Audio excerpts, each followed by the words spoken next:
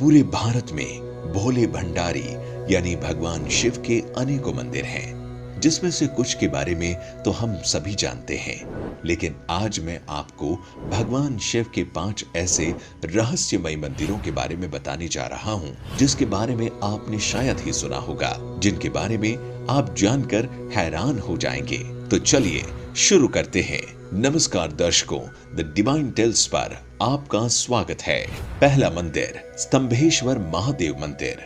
ये मंदिर अरब सागर के बीच कैम्बे तट पर स्थित है। 150 साल पहले खोजे गए इस मंदिर का उल्लेख महाशिव पुराण के रुद्र संहिता में मिलता है। इस मंदिर के शिवलिंग का आकार 4 फुट ऊंचा और 2 फुट के व्यास वाला है। स्तंभेश्वर महादेव का ये मंदिर सुबह और शाम दिन में 2 बार पल भर के लिए गायब हो जाता है और कुछ देर के बाद उसी जगह पर वापस भी आ जाता है, जिसका कारण अब अरब सागर में उठाने वाले ज्वार और भाटा को बताया जाता है, जिस कारण श्रद्धालु मंदिर के शिवलिंग का दर्शन तभी कर सकते हैं जब समुद्र की लहरें पूरी तरह शांत हो। ज्वार के समय शिवलिंग पूरी तरह से जलमग्न हो जाता है। ये प्रक्रिया प्राचीन समय से ही चली आ रही है। यहाँ आने वाले सभी श्रद्धालु को एक खास पर्चे बांटे जाते हैं, जिनमें ज्वार भाटा आने का समय लिखा होता है। ऐसा इसलिए किया जाता है ताकि यहाँ आने वाले श्रद्धालुओं को परेशानी का सामना न करना पड़े। इसके अलावा इस मंदिर से एक पौराणिक कथा भी जुड़ी हुई है। कथा के अनुसार राक्षस तारकासुर ने भगवान शिव की कठोर तपस्या की। एक दिन शिवजी तपस्या से प्रसन्न होकर प्रकट हुए और वरदान मांगने को कहा। उसके बाद वरदान के रूप में तारकासुर ने शिव से मांगा कि उसे सिर्फ शिव जी का पुत्र ही मार सकेगा, और वो भी 6 दिन की आयु का। शिव जी ने ये वरदान तारकासुर को दे दिया और अंतर्ध्यान हो गए। इधर वरदान मिलते ही तारकासुर तीनों लोक में हाहाकार मचाने लगा, जिससे डरकर सभी देवतागण शिव जी के पास गए। देवताओं के आग्रह पर शिव जी ने उसी समय अपनी शक्ति से श्वेत पर्वत कुंड से 6 मस्तक, 4 आंख और 12 हाथ वाले एक पुत्र को उत्पन्न किया, जिसका नाम था कार्तिकेय। जिसके पश्चात कार्तिकेय ने 6 दिन की उम्र में तारकासुर का वध किया। लेकिन जब कार्तिकेय को पता चला कि तारकासुर भगवान शंकर का भक्त था, तो वो काफी व्यथित हो गए। फिर भगवान विष्णु ने कार्तिकेय से कहा, उस स्थान पर एक शिवालय बनवा दे, इससे उनका मन शांत होगा। भगवान कार्तिकेय ने ऐसा ही किया। फिर सभी देवताओं ने मिलकर वहीं सागर संगम तीर्थ पर विश्वनंद स्तंभ की स्थापना की, जिसे आज स्तंभेश्वर तीर्थ के नाम से जाना जाता है। निष्कलंक महादेव। ये मंदिर गुजरात के भावनगर में कोल्याक तट से 3 किलोमीटर अंदर अरब सागर में स्थित है। रोज अरब सागर की लहरें यहाँ के शिवलिंगों का जलाभिषेक करती है। लोग पैदल चलकर ही इस मंदिर में दर्शन करने आते हैं। इसके लिए उन्हें ज्वार उतरने का इंतजार करना पड़ता है। ज्वार के समय सिर्फ मंदिर का खंबा और पताका ही नजर आता है, जिसे देखकर ये अंदाजा भी नहीं लगाया जा सकता कि समुद्र में पानी के नीचे भगवान महादेव का प्राचीन मंदिर भी है। ये मंदिर महाभारत कालीन बताई जाती है।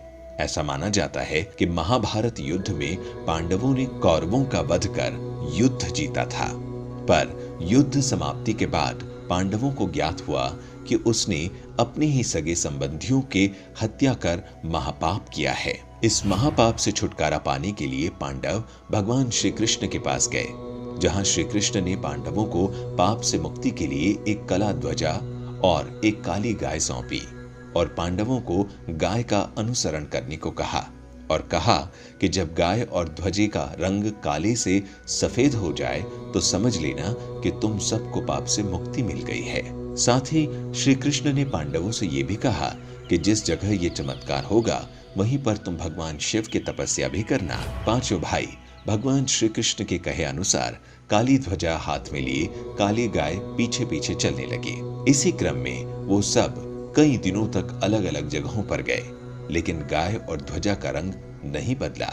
पर जब वो वर्तमान गुजरात में स्थित कोलियाक तट पर पहुंचे तो गाय और ध्वजा का रंग सफेद हो गया।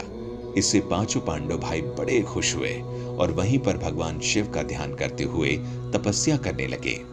भगवान भोलेनाथ उनकी तपस्या से खुश हुए और पांचों पांडवों को लिंग रूप में अलग अलग दर्शन दिए।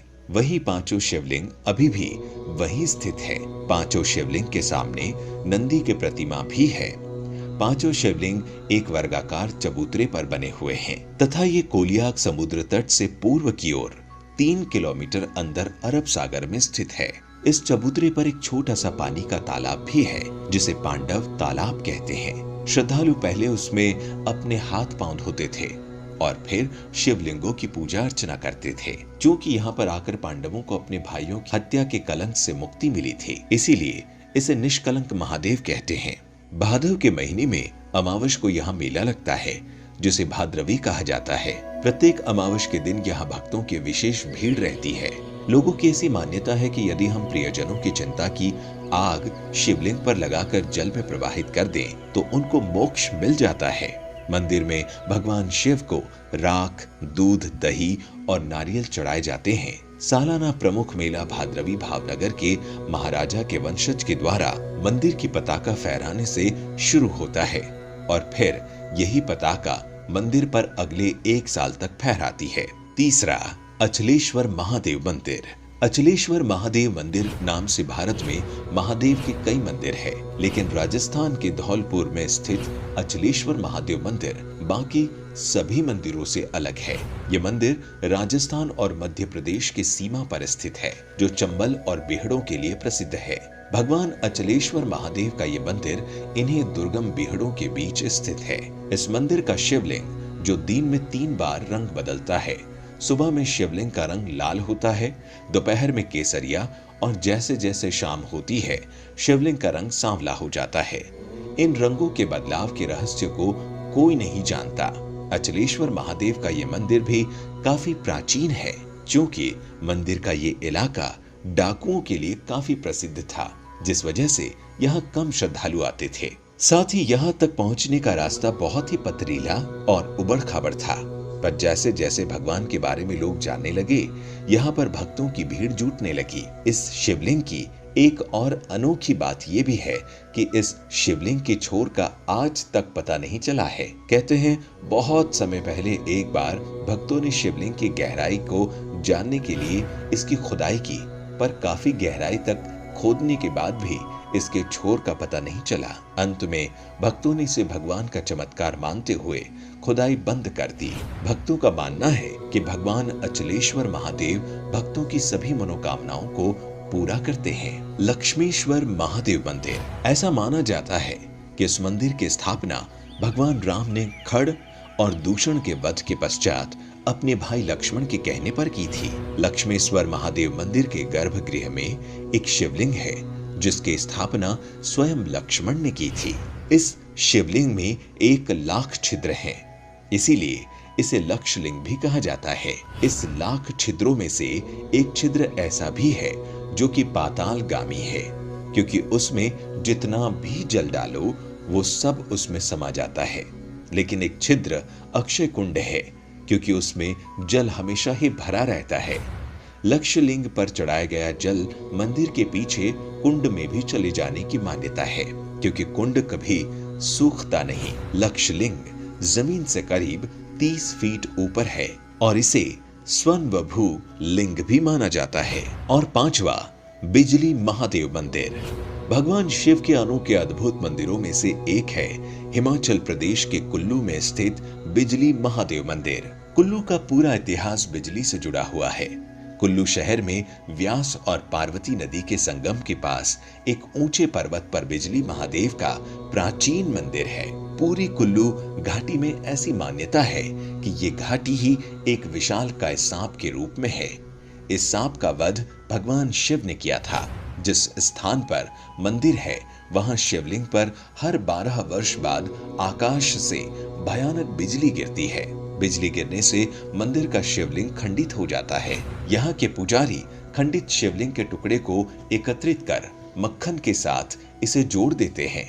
कुछ समय बाद ही शिवलिंग ठोस रूप में परिवर्तित हो जाता है। इस शिवलिंग पर हर 12 साल में बिजली क्यों गिरती है, इसके लिए आई बटन पर क्लिक कर हमारा वीडियो बिजली महादेव मंदिर में देखिए। तो दर्शकों, ये थी भगवान शिव के 5 रहस्यमय मंदिर की कहानी। इन मंदिरों के अलावा आप भी किसी शिव जी के मंदिर के बारे में जानते हैं तो हमें कमेंट करके बताइए। अगर आपको वीडियो बहुत अच्छी लगी तो ज्यादा से ज्यादा लाइक और सब्सक्राइब करें। साथ ही ऐसे और भी आध्यात्मिक वीडियोस के लिए हमारा YouTube channel The Divine Tales को अभी सब्सक्राइब करें।